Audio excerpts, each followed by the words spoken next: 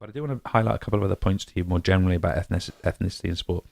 Um, I want to highlight a couple of phenomena that I think are relevant when we talk about this. If we just talk generally about ethnicity in sports participation, there's a couple of phenomena that are really real clear indicators that people can be treated differently and treat themselves differently because of their ethnic default. So here's one for you. So one of these is called stacking in sport. Stacking in sport, it's sometimes referred to as racial integration.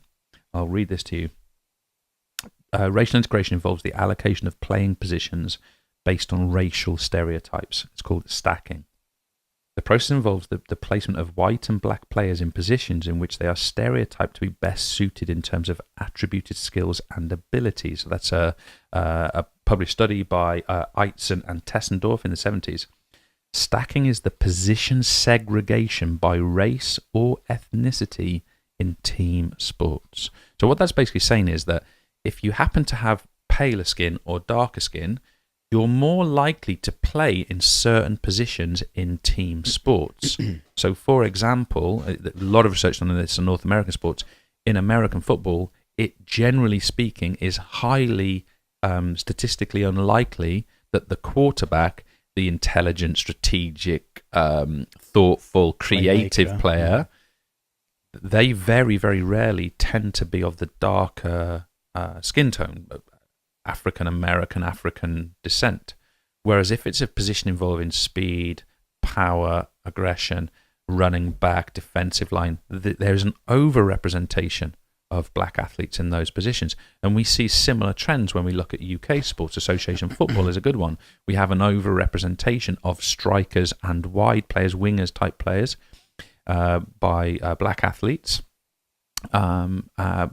Presumably because the idea is something to do with speed and power and explosiveness. And in the more creative or leadership-based positions or thinking positions, goalkeeper, central defender, central midfielder, coach, referee, we get a serious underrepresentation of black athletes and an overrepresentation of white athletes. And just to back that up a little bit, majority group players, so in this country, white players, typically occupy positions considered as central, which involve most communication and interaction with others, as well as control over others, decision-making and leadership potential. And that was found by Loy and McElvogue in 1970, and again by initially by Blalock in 1962, and again by Loy and McElvogue in 1970. Minority group members, so in the US and here, black athletes, minority group members occupied those positions considered as peripheral, involving mainly athleticism and instinct, according to Loy. They were excluded from positions with the greatest opportunity of determining the outcome of the competition, according to Margulis and Pilavine. This has now taken the name of stacking. So there seems to be some undercurrent of assumption and stereotype about the physical and cognitive characteristics of different racial groups. It'd be kind of nice, wouldn't it, when there was a trial to just paint everyone gold, so you couldn't tell, and then go, let's perform, and then we'll just put everybody in positions based on performance. And people will put themselves, because you get this notion of approach and flight. So if you happen to be of a white British descent, someone who looks a bit like me, you might be socialized away from pursuing participation in 100-meter sprinting because you perceive that you don't have the characteristics to participate. It's madness. It's unbelievable. It is. But it's crazy. Next. Is there dates on all those studies? Yeah. So they're relatively historic. They range from 1962 until 1999. But what are the things? I mean, if a PE student was watching this, I mean, what are the things that we're not saying that football is racist or cricket is racist. That's not our point. But what I'd like people to do is start noticing these trends. Are these trends perpetuated? Are they being challenged? Can we challenge the same thought processes that maybe we've been conditioned with too? I think that for me is the important thing. Yeah. And that's where it starts, isn't it? Having an awareness of your own prejudices, and not necessarily in a negative way, just your own conditioning is probably the right way to put it. Yes. Your own conditioning, your own experiences. Right. And if you can address those and notice when it's misplaced, then if everyone just sorted themselves out, so to speak, if everyone just concentrated on their own prejudices, misconceptions. But it's hard, isn't it? Because it would be better. Conditioning is external. So prejudice and bias are really the same concept. You're biased towards or away from a particular group. A stereotype is like a simplistic generalization. So all people in this group are good at X, Y, Z. So all people with darker skin are fast would be a massive overgeneralization, very simplistic generalization. And we could even argue it's a myth. A myth is something which is a widely held belief, but it's false. Okay, so this widely held thing that most people accept, but ultimately has no ground foundation to it. And I want to introduce you to one other set of ideas here, and I personally think this is perhaps most fascinating of all. Another really well-researched area of the ethnicity and sport conversation is the language which is used. Remember, language primarily reflects thought, cognitive processes. So ideas that we have in our mind, we represent them with language. And sometimes it's non-conscious. We're not deliberately leaning our language in our adjectives and descriptions one direction. We might be doing it subconsciously, but this is a fascinating thing. So this is a study from May. So this is published on May 4th, 2015. So very contemporary, and it was published by Vice News, online newspaper. And they did an investigation. And by the way, this phenomenon is studied really widely in peer-reviewed journals. So go and have a look at that real sciencey stuff too. But this was of ESPN's 2015 draft NFL coverage. So the draft picks of the American Football League in the US. And basically what they analysed the words that the pundits and commentators used to describe different athletes. And there's a huge range of the study, and there's not enough time here to go into all of it. But I want to highlight one thing in particular to you, and these are the words that were only used to describe white players. So if I tell you a word now, with regard to a white player, it was never used to describe a black player. If I tell you now a word that was used to describe a black player, it was never ever used to describe a white player. So let me start with the white players first of all. So exclusively, they were described with some of the following. It's kind of in this kind of nifty little thing. You can go and have a look at it online, and we'll put the links in the description. So some of these following words were the most typical for expressing meaning for white athletes and were never used for black. Intelligent, quickly, knows, decision, technician, workman-like, brilliant, dominated, unflappable, sponge, I'm assuming like took on information, like a sponge, overachiever, desire, commitment, improving, transitioning, information, functionality. So those words were used commonly to describe white athletes and never black athletes. Now the words that were used to describe black athletes but never white athletes. See if you can spot a difference. I am being a little bit selective. Natural, explosive, gifted, huge, aggressive, struggle, dynamic, body, motor, dynamite, shoulder, prowess.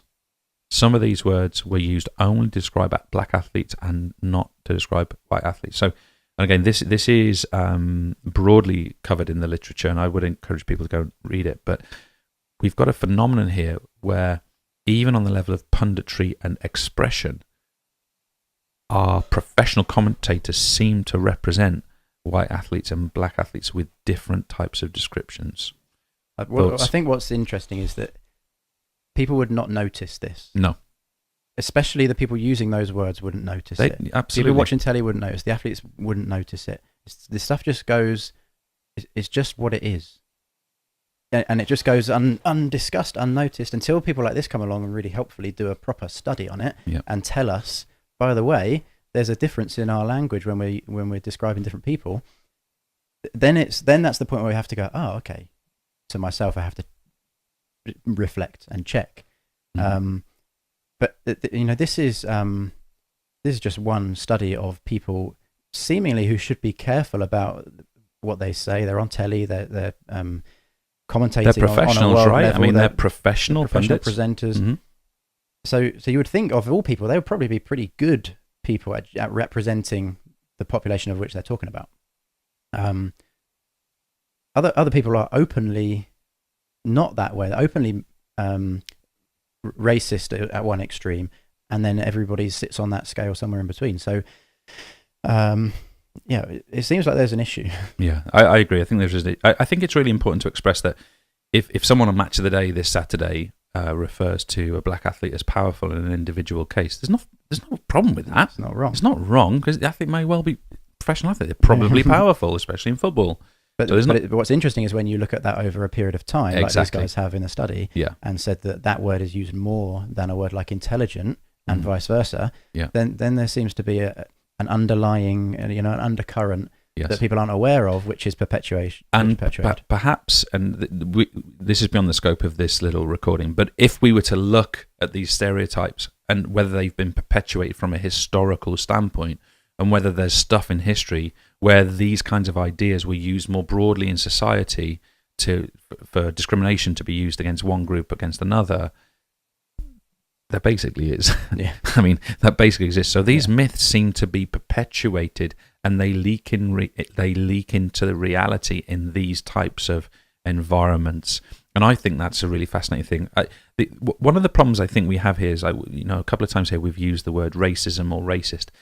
We have the concept of racist as a definitive term. Mm-hmm. One is a racist or not. And if you are a racist, you're a racist forever. There's a finality to it.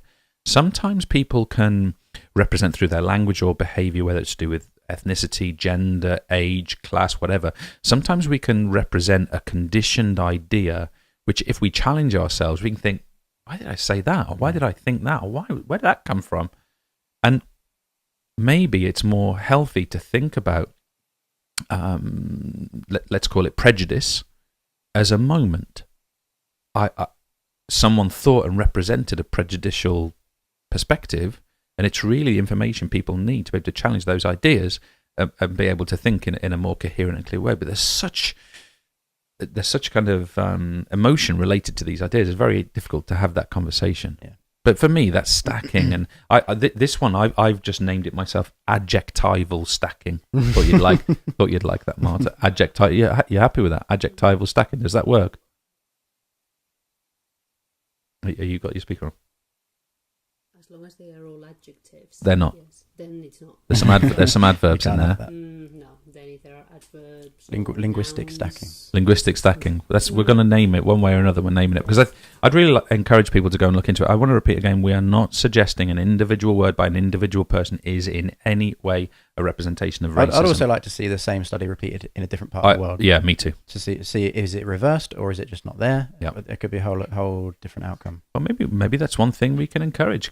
Are there people out there who are willing to sit through a series of, I don't know, cricket, football, netball, whatever matches? Perfect dissertation for somebody. Fantastic dissertation for somebody. Can somebody select a sample of experiences and actually go through that and see what language they come up with and design a study which investigates this more thoroughly? And I would be fascinated to read that. For those who are students out there of GCSEs or A-levels or BTECs, for me, the point I would like you guys to take away from this is that there are some real issues here. No one's saying it's hard. I can give you my personal opinions, but my personal opinions are simply just that. I mean, they mean nothing more than that.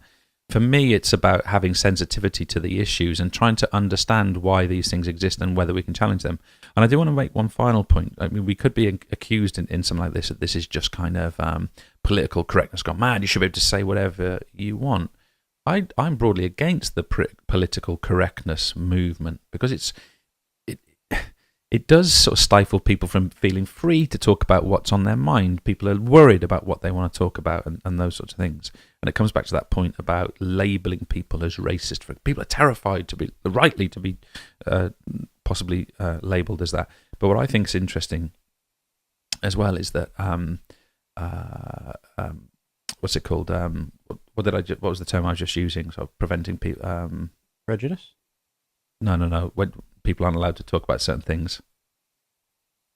Political correctness is also a label. So if we raise these issues and someone goes, "Oh, that's just political correctness," no, we'd like to open a discussion about this whole and learn from that discussion. That's all. Yeah. So political correctness should not be used as sort of like a ideological label to shut the conversation down. But I think this is stuff we should really address.